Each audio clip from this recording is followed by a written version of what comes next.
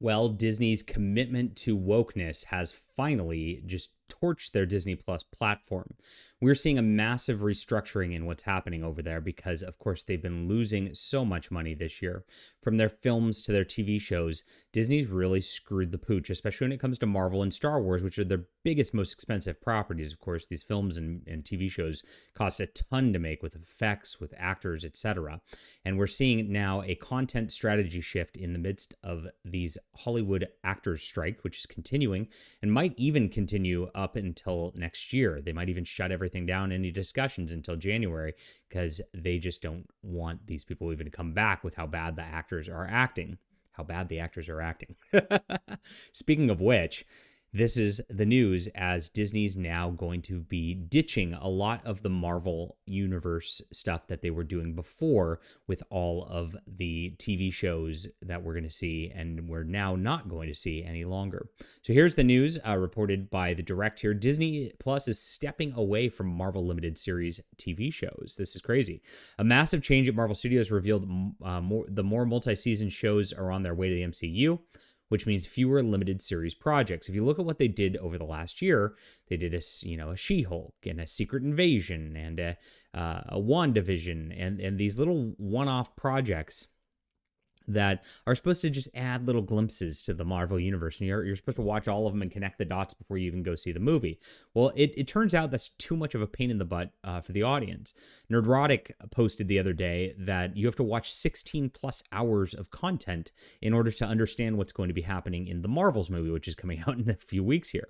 That's going to cause the movie to bomb. And since the movie is so much more expensive to make than even these TV shows, which are crazy expensive to make a lot of the time, you see that they're just going to be compounding their losses as they go forward, and that's exactly what happens. To date, nearly all of Marvel's MCU shows on Disney Plus were conceived as limited series, even the ones that seemed easy to continue, like Moon Knight, Ms. Marvel, She-Hulk, Attorney at Law. They were just meant to be one-and-done sort of deals. They weren't actually meant to keep going. Despite that, none of those projects are confirmed to be continuing on the small screen yet. Of course not, because the ratings were so poor. Instead, their hypothetical existence is stuck in perpetual limbo as a key talking point amongst the fandom, despite Marvel Studios not seeming to listen to the audience's desires.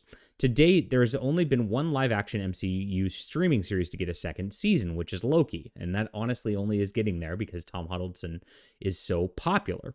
Just as a person and as an actor. That has nothing to do with the content of the show itself, which people really aren't even enjoying Loki to, from what I could tell, and people aren't even really talking about it. So we'll see how it goes. Now, of course, they've delayed a bunch of stuff, and stuff's gotten just memory hold almost. I don't know even that Echo, the show that they were going to have a disabled Native American woman, yay, Slay Queen, in charge of things, is even going to get produced at this point. We know that Ironheart has now been pushed back to, which is the black female Iron Man replacement, is pushed back to 2025. So we're seeing these shows are just spiraling and spiraling and spiraling further, and not getting into development. Daredevil Born Again is now getting reworked rather than being a continuation of the popular Netflix show, which was really good.